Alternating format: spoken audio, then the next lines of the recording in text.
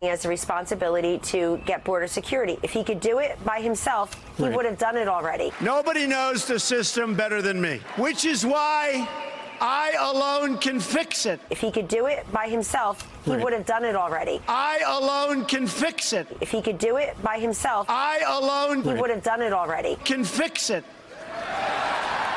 The White House says the president needs help from Congress for his border wall. But when it comes to war policy in Syria, the president seems perfectly content to go it alone. I know more about ISIS than the generals do, believe me.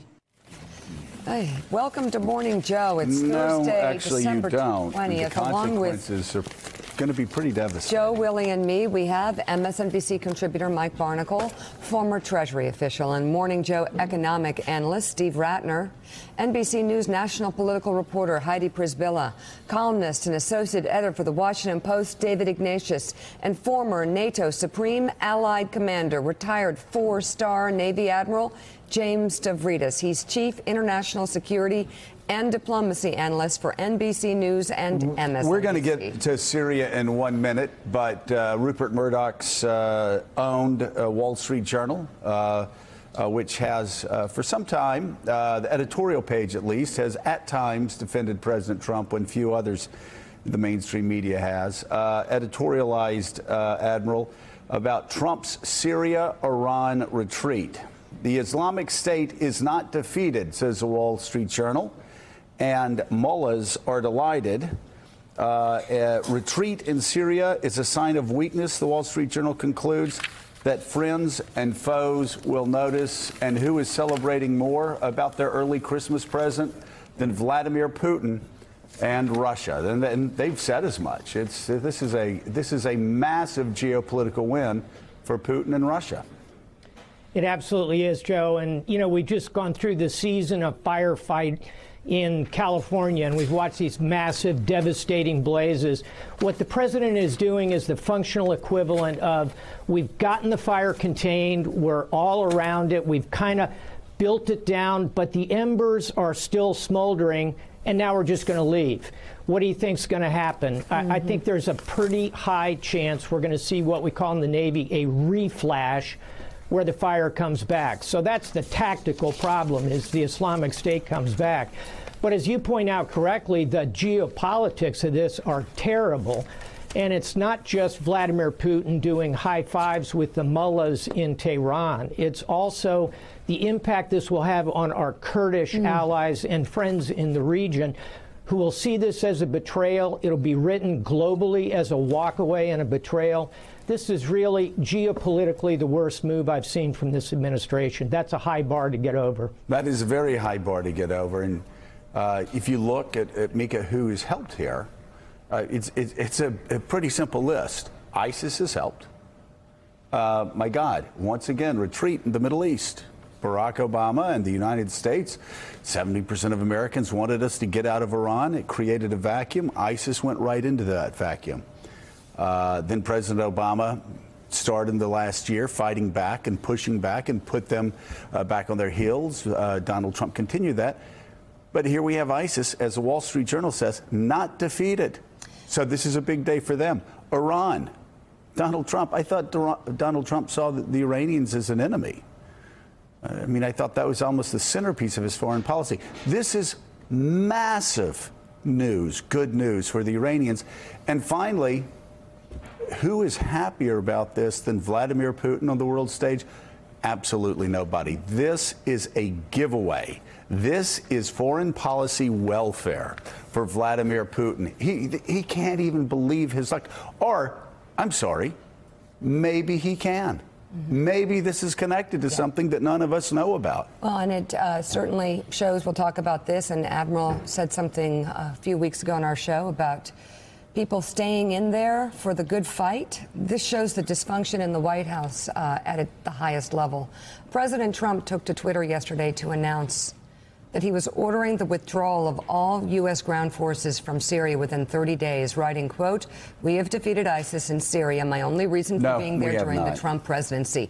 That was followed up with another tweet, which included a video that someone in the White House conducted and posted. Like, you've got a whole communications department that's not in sync with the rest of the White House, including the National Security Council and foreign policy cabinet heads. This is incredible, right? I mean, could they be on board with this? I don't think so. On the president's official Twitter page, this was posted. It was shot by a government camera. There was no press present. Take a look. We've been fighting for a long time in Syria. I've been president for almost 2 years, and we've really stepped it up. And we have won against ISIS. We've beaten them, and we've beaten them badly. We've taken back the land, and now it's time for our troops to come back home. These are great heroes of the world because they fought for us, but they've killed ISIS, who hurts the world, and we're proud to have done it. You know, I think George W. Bush would tell you that these sort of ceremonies are much more effective if you have a banner behind you that says "Mission Accomplished, Mr. President." Because the mission's not accomplished. And the president's claim that ISIS is totally defeated doesn't appear to be backed by any evidence on the ground. Just last week, President Trump's special envoy to Syria, Brett McGurk, told reporters at the State Department that it would be, quote, this was just last week, reckless to simply declare victory and leave. This was just last week. The Trump administration also stated just last week that there was months of fighting still left. Just look at what the Trump administration was saying just last week. We really are now down to the last 1% of the physical territory. We are prepared to maintain the stabilization effort in Iraq and Syria. This will really take a period of years. So the enduring defeat of ISIS means not just the physical defeat, but make sure that we are training local security forces. So that will take some time. We also have other interests in Syria, but the military mission is the enduring defeat of ISIS. We have obviously learned a lot of lessons in the past, so we know that once the physical space is defeated, we can't just pick up and leave. So we're prepared to make sure that we do all we can to ensure this is enduring. I think it's fair to say Americans will remain on the ground after the physical defeat of the caliphate until we have the pieces in place to ensure that that defeat is enduring. You know, Willie, our parents taught us if something's too good to be true, then it's not true. Something seems too good to be true. I always tell my kids, if something doesn't make sense, there's a reason it doesn't make sense. This doesn't make sense. You have the Pentagon, Secretary of Defense, you've got the entire foreign policy community in Washington and across NATO. You've got everybody across the world except for the mullahs in Iran and the terrorists in ISIS and Vladimir Putin in Russia saying this is a terrible move. And yet Donald Trump's doing it anyway, when his own administration is saying what a dreadful mistake it is to cut and run. Nobody supports this in the foreign policy establishment. None of our allies support this. Nobody was given advance notice of this. Donald Trump himself just decided to cut and run and scream retreat when we were about to defeat ISIS. And really and truly does seem like he did it unilaterally. When your defense secretary is not for it, your national security advisor, John Bolton, has been on the record as not being for it. Your allies say they were blindsided. France said we didn't see this coming. France, by the way, says we're going to stay and fight in Syria. When every senator in Congress, from Lindsey Graham to Marco Rubio to Ben Sasse to Bob Corker, says we were blindsided, this is a terrible idea. And very angry about it. And very angry about it. Lindsey Graham calling it weak and dangerous. It raises the question, David Ignatius, who was behind this, if not the president alone? Who supported this decision? Because we heard from Brett McGurk, as Joe just played the sound. He's the special envoy to Syria. He's been on the record, not just in that bite we showed, but as saying, not only can we not leave, but when we do leave, when we do win the physical space, when we win the physical space, we need to stay and keep a presence there for the foreseeable future. So who supported this decision beyond the President of the United States? This is a Donald J. Trump production starring Donald J. Trump. This was a shock to the U.S. military. You remember yesterday morning when we began to get word between 7 and 8 that this was coming, and the Pentagon officials who were becoming aware that the night before, Tuesday night, the president had on his own basically decided to pull the plug on this mission. shocked those Pentagon officials and people around the world as word began to seep out.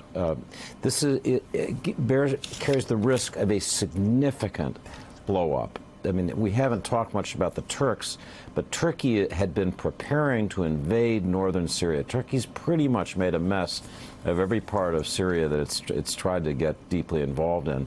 And it's a blood feud with our allies in Syria, the Syrian Kurds, who are now very vulnerable, who are frightened that they're facing enormous Turkish military power without American support.